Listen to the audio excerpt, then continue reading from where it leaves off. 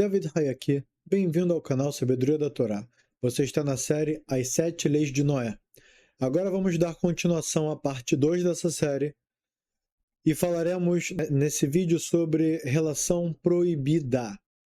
Serão exemplos de casos de família, coisas não assim legais, casos que a gente não vai ter prazer em ver, certo? Aqui a gente vai ver proibições, coisas que não são gostosas, não são prazerosas, mas é obrigação do ser humano e é isso que vai dar o mundo vindouro e a conexão com o eterno para cada um e um. Os judeus eles estão obrigados, os Bnei Noach também. Um Benor é condenado à morte se tiver relação com uma mulher seduzida por seu pai ou que teve relação à força com seu pai, pois de qualquer forma ela é considerada sua mãe. Qual que é o caso? Que o pai, o filho não tem culpa de quem é o pai. O pai foi lá, seduziu uma mulher só para ter relação com ela. Parece que aqui é uma vez, parece que ele não está explicando tanto, mas parece que foi algo, aconteceu uma vez e acabou. E um caso é que o pai seduziu ela e depois não quis mais viver com ela. E o segundo caso foi que o pai pegou a força e teve com ela relação. E dessa relação nasceu a criança. Então, para essa criança está sendo dito, pois de qualquer forma ela é considerada sua mãe. Então, se for a mãe, ele vai estar proibido de se casar com ela, né? Obviamente, porque é a própria mãe. Mas aqui, com o entendimento reverso, a gente entende que se não for, a gente sabe que tem a proibição de se casar com a esposa do pai. Porém, se foi algo que aconteceu uma vez por conta de sedução, e o filho, vamos dizer, depois de um tempo, quis se casar com aquela moça, fica em aberto. Aqui não tá dizendo de forma contundente, isso fica em aberto para perguntar para um Rav, mas a gente usa a lógica reversa aqui e vê que isso ficou em aberto pelo Rambam. Ele também é condenado se tiver relação com a esposa de seu pai, mesmo depois da morte do pai. Então tem a esposa do pai, aqui é o caso que é a esposa que mora junto com o pai, mesmo que não seja a mãe do Benor, pai faleceu, ele quer se casar com a esposa do pai, com a sua madrasta, é estritamente proibido, é considerado relação proibida. Do mesmo modo, é condenado por relações com o homem. Então, ainda assim, a pena de morte se aplica se o homem se deitar com outro, seja este jovem ou adulto, e também por relações com animal, seja pequeno ou grande. E fazendo análise do texto, a proibição principal é um homem com outro homem. Aqui não foi dito mulher com mulher. Isso sendo dito do que se categoriza como pena de morte. A gente vê que mulher com mulher aqui não foi citado. Não que seja correto, nem que seja estimulado, nem que não é o ideal, não é o correto, porém pena de morte não tem. No entanto, apenas o Benor é condenado à morte nesses casos. Vamos ver nos casos que o Benor é condenado à morte. O animal não é morto, pois a ordem de executar o animal envolvido nesse tipo de transgressão foi dada somente a Israel. Ah, tá. Então aqui ele está especificando o que vai acontecer com o animal caso o Benor tenha relação com o animal. O Benor tem pena de morte sobre ele e o animal continua vivo. Agora, se isso acontecer com Israel, com o judeu, então o judeu ele tem pena de morte sobre ele e o animal também. E aí eu já vou responder perguntas aí, porventura, que vão aparecer. O que o animal tem culpa? Se foi a pessoa, foi o judeu que foi lá e fez essa atrocidade, ou a judia que trouxe o animal sobre ela. Olha que terrível, o que o animal tem a ver com isso? A resposta é, sempre que virem aquele animal passando pela feira, passando pelo lugar público, todos em volta vão olhar e falar, olha, tá vendo aquele animal ali? Foi com ele que aconteceu aquela atrocidade lá. Ou seja, o nome de Deus continua sendo profanado todo o tempo que aquele animal estiver sendo exposto ao público. Então, pela honra dos céus, pela honra de Hashem, o animal deve ser morto e não se preocupe que isso é para o bem do animal. No final das contas, a pós-vida do animal vai ser boa. Por quê? Porque quando a vontade de Hashem é feita, tudo no final das contas dá certo. Mesmo que com os nossos olhos limitados, que a gente não consegue ver o que acontece depois da vida, e a gente julga cruel, muitas, não só isso, como outras coisas outras leis, outros direcionamentos e condutas que a Torá coloca como correto, nós com nossos olhos limitados não conseguimos enxergar isso de maneira ampla. O problema é nosso. Hashem escreve certo com linhas certas. O ser humano lê como se Deus tivesse escrito certo com linhas tortas. É porque o ser humano tem que botar o óculos correto e aí ele vai entender que aquele torto era o certo. Porém, se ela estiver apenas noiva, somente tiver relação... desculpa, eu pulei aqui. Vamos lá. Um Benor não é condenado à morte por estar com a esposa de seu próximo. Somente se tiver relação do modo convencional e ela já tiver tido relação com seu marido original. Então, qual que é o caso? O Benor, se ele tiver com uma mulher casada, contato físico ou, assim, de amizade, né? Vamos colocar amizade com contato físico com a esposa do amigo dele. E aconteceu que passaram dos limites ali, aconteceu que anoiteceu, qualquer motivo, o Yetzarará, o bicho, a má inclinação ali, deu a dica deles comprarem um vinho, eles estão juntos, acabou que tomaram um vinho. Aí a coisa avançou, acabou que passou da amizade ali para coisas mais quentes, eu não vou entrar muito em detalhes, porém, o ato em si, como aqui o Rambam diz o quê? O modo de relação convencional quer dizer o quê? A penetração não aconteceu. O que teve até aqui foram, não sei, preliminares, beijinho, coisa e tal. Então, ele não é condenado à morte. Não quer dizer que é permitido, não quer dizer que é estimulado, não quer dizer que está tudo bem. A gente aqui está julgando pena de morte. É como se a gente tivesse sentado na mesa dos juízes aqui. Aqui não tem, sabe, não tem ideal, não tem fofinho. A pergunta é, vai ter pena de morte se agir desse jeito ou não vai ter pena de morte? Então, se for tudo o que não for penetração, não é considerado relação do modo convencional, ele não tem pena de morte. Porém, se tiver relação do modo convencional e ela já tiver tido relação com o marido original, então tem pena de morte. Continuando. Porém, se a mulher for apenas noiva, ou já tiver entrado na rupá, no palio nupcial, mas ainda não tiver tido relação com o marido, assim, para a mulher não judia, não tem rupá. Mas aqui a ideia seria... Chegou o modo ritual onde se casam no local onde os não-judeus vivem. Essa que é a intenção.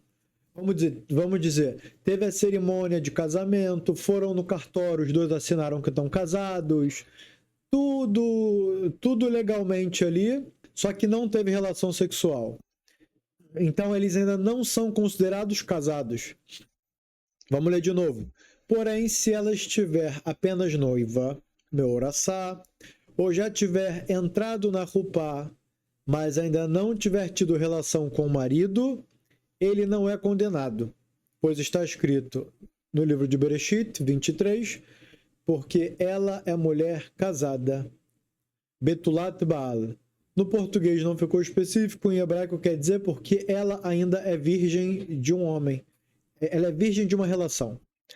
Ou seja, já unida de fato ao marido.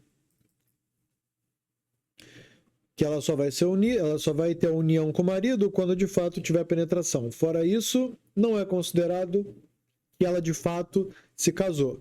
Então, qual que é o caso?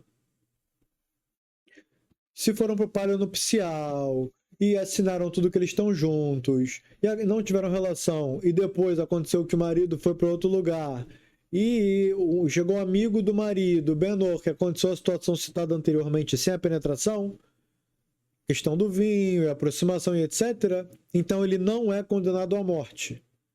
Né? Esse que se aproximou da mulher pré-casada, a gente pode, assim, se assim a gente pode categorizar ela. Eu vou repetir, não é bonito, não é legal, não é o ideal. Esse cara merece apanhar, não tá escrito aqui, mas merece tomar um couro.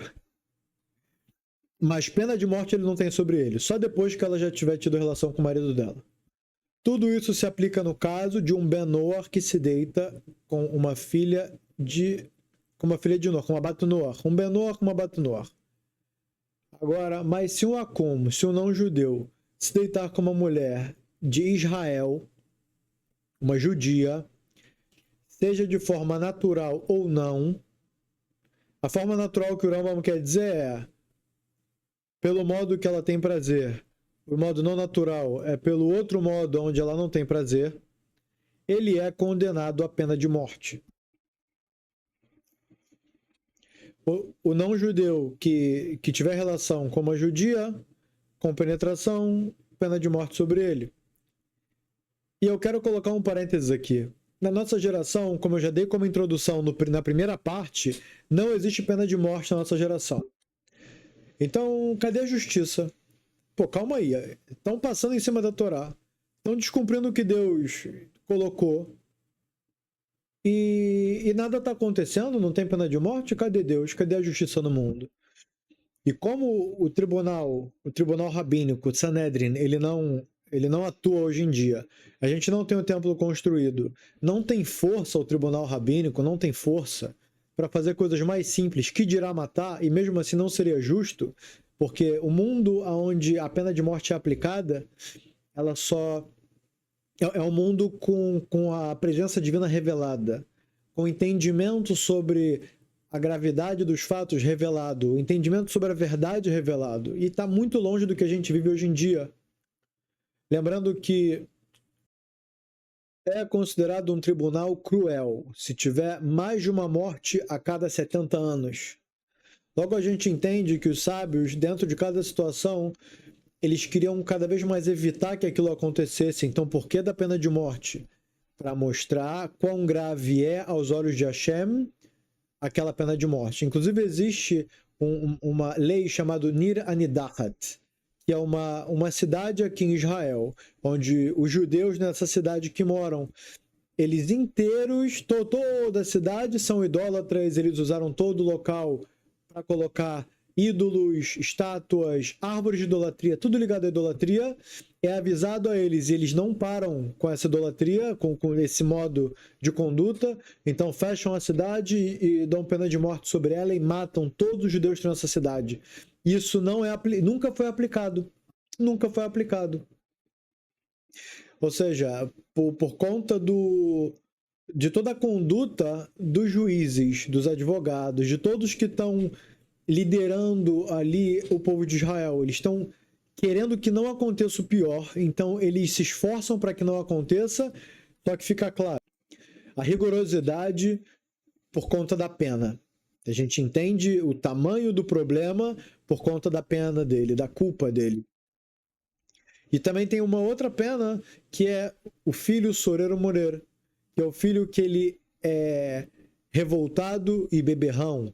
Ele rouba o dinheiro dos pais para beber, ele bate na mãe, bate no pai, ele... É um outro caso também extremo, que se o filho ele se categoriza, aqui eu não defini tudo, mas se categoriza dentro de tudo que for considerar ele como um beberrão e um revoltado, os pais levam ele para o tribunal rabínico e ele acho que tem que ser criança, tem que ser novo, tem que ter coisa de 12 anos, abaixo disso. A gente pode depois trazer isso de modo à parte. Pegam a criança, entregam ele no tribunal rabínico e o rabinato mata ele. Isso nunca aconteceu de fato. Nenhum pai e mãe vão levar o próprio filho, né, para matar eles. Mas fica explícito que é algo gravíssimo. Então aqui existe a pena de morte caso... Não quer dizer que não é aplicado isso daqui no momento que tem o tribunal rabínico, até porque foi aplicado, por exemplo, em Shechem. Em Shechem, quando Shimon e Levi, os filhos de Yaakov Avinu, chegaram na cidade, eles destruíram e mataram todos, porque Diná, a irmã deles, a filha de Yaakov, ela foi sequestrada e estuprada pelo Ben Hamor, pelo filho era chamado Hamor, Hamor hebraico é burro, que é do líder da cidade. O filho do líder da cidade, o príncipe, sequestrou, estuprou Diná. Então os dois filhos de Jacó, Shimon e Levi, falaram, estupraram, sequestraram, dentro das 7 leis de Noé, pena de morte para eles. E aí, não só para eles, como para toda a cidade, que toda a cidade apoiou aquilo e ninguém abriu a boca para falar contra. Então eles mataram todos os homens da cidade. Isso eu vou deixar no final desse vídeo como vídeo recomendado. Há meses atrás, talvez quase um ano atrás, a gente falou sobre essa paraxá, onde é especificado e contado com mais detalhes sobre esse caso de Shimon e Levi. E aqui, essa condenação à morte, como hoje em dia ela não se aplica, ela é imprimida na alma da pessoa. Isso acontece Bidei Shamayim. Isso acontece pela mãos dos céus, ou seja, o destino celestial leva a pessoa e executa aquela pena de morte. Como? Por atropelamento. Caiu uma pedra, um pedregulho do nada em cima da pessoa.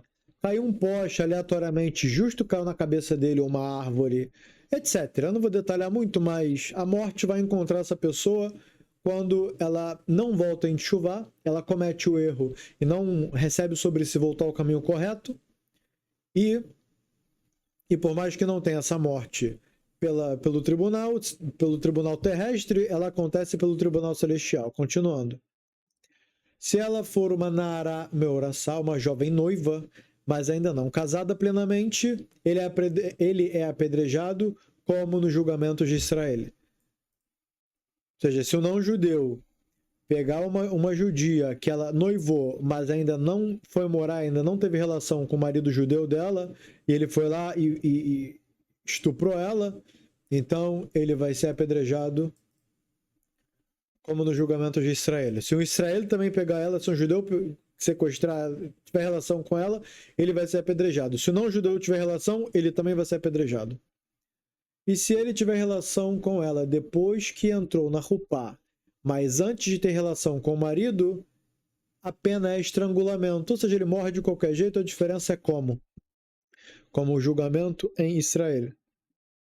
Mas se ele se deitar com uma mulher israelita, uma judia, depois que ela já teve relações com o marido, isso é considerado como se tivesse tido relação com a esposa de outro não-judeu. E nesse caso, ele é condenado à morte pela espada. Não tem diferença, então, aqui depois que ela já está casada, se ele teve relação com uma judia ou com uma não-judia, a pena é igual. O Ben-Or que designa uma escrava para seu servo e depois vai e tem relação com ela é condenado à morte, pois isso é considerado como se tivesse com a esposa do seu próximo. Hoje em dia também não existe escravos nem escravas, mas na época que existia, se o não-judeu ele pegasse um outro não-judeu, na verdade um casal, para serem os escravos dele, e depois que os escravos já se casaram, ele foi e teve relação com a serva dele, sendo que ele é casada com outro servo, então o dono dos escravos que teve essa relação ilícita também tem pena de morte sobre ele, é condenado à morte. A partir de quando uma mulher de um Benor é considerada como divorciada? Agora a grande pergunta. A gente sabe que os judeus, o judeu e a judia, quando se casam, se eles quiserem se separar, tem que dar o get, que é o documento de divórcio. E como funciona com os Bnei Noach? Como funciona com eles? E a partir de quando a mulher de um Ben-Noach é considerada como divorciada, semelhante à nossa Gerushá, ou seja, querendo saber se a divorciada judia é chamada de Gerushá, através do documento de Gerushin, que foi o que eu expliquei agora, então como que a não-judia ela também se divorcia? Quando o marido a expulsa de sua casa e a deixa ir por conta própria. O marido fala, vai embora daqui, sai da minha casa, eu não te quero mais, volta para casa do teu pai. E ela vai embora por conta própria, ela vai para onde ela quer. Aí ela vai embora, então está considerado que os dois estão separados. Ou também quando a própria mulher sai debaixo da autoridade dele e vai embora, a mulher por conta própria levanta e fala, não te quero mais, eu vou embora. Acabou. Acabou também, é considerado como divórcio e separação. Não precisa de documento, né? Muita gente se pergunta, fala, poxa, mas e se eu eu me casei no cartório, não tenho que ir no cartório também fazer a parte legal do divórcio? Não tem que dar documento, etc. Dentro da lei da Torá não tem necessidade. Cartório é algo opcional, é algo para dentro da lei da Torá irrelevante, mas óbvio que para dentro das leis do Brasil, das leis de qualquer país, né, no geral, é algo necessário para o país entender o que está acontecendo ali. Quem casou com quem, o filho vai ser desse com aquele, com quem, etc.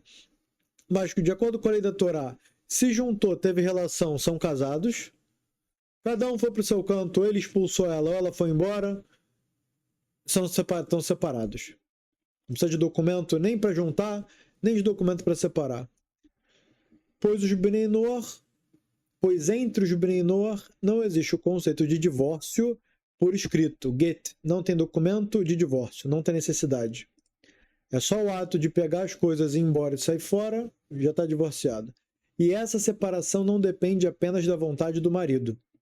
A qualquer momento em que um dos dois, ou ela ou ele, decidir se afastar, a separação é válida. Ou seja, não depende só do marido escolher separar dela.